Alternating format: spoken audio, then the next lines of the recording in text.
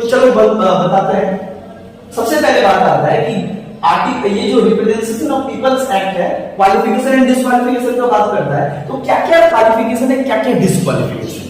देखो भाई, इस एक्ट में बोला गया क्वालिफिकेशन क्या क्या है। बोला भाई देखो, नेता बनना है, अगर स्टेट का इलेक्शन लड़ना चाहते हो चाहे पार्लियामेंट का इलेक्शन लड़ना चाहते हो, आपको भारत का नागरिक होना पड़ेगा।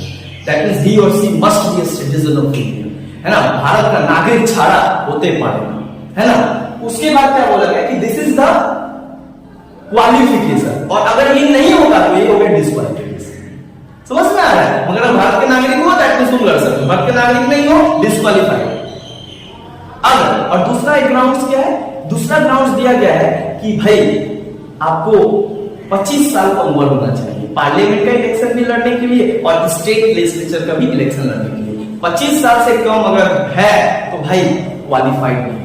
तो ये दो सबसे इंपॉर्टेंट क्वालिफिकेशन है। और कुछ कुछ डिसक्वालिफिकेशन बताते हैं कि एक इंसान ये दोनों होने के बावजूद भी कुछ कुछ और भी ग्राउंड्स है जो अगर उसमें आप इन्वॉल्व होते हो तो आपको डिसक्वालीफाइड कर दिया जाएगा according to the representation of people's act 1951। क्या क्या है, सबसे पहले बात करता है कि भाई इलेक्शन एक्सपेंसेस। ये जो इलेक्शन होता है तो एकदम बिरयानी बांटना, दारू बांटना, पोस्टर लगाना, ये सब होता है, राइट। वोटर को अट्रैक्ट करने के लिए, है ना। तो भाई हमारे देश में तो मनी पावर, मसल पावर का इस्तेमाल होता है इलेक्शन में, बिना इसके तो इलेक्शन होता नहीं।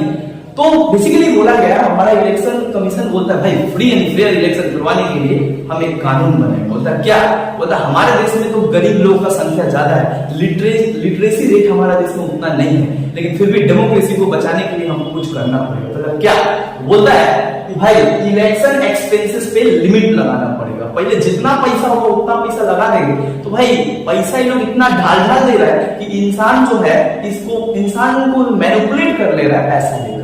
और इंसान क्या है भारत में भाई, 2 टाइम का खाना खिला देगा कल वोट दे देगा, हाँ उसको चुल्लू खिला देगा कल वोट दे देगा। तो बात यही बात है। तो इसको रोकने के लिए बोला भाई स्टेट लेजिस्लेटिव इलेक्शन में जो कैंडिडेट खड़ा होगा जिसको एमएलए कहते हैं,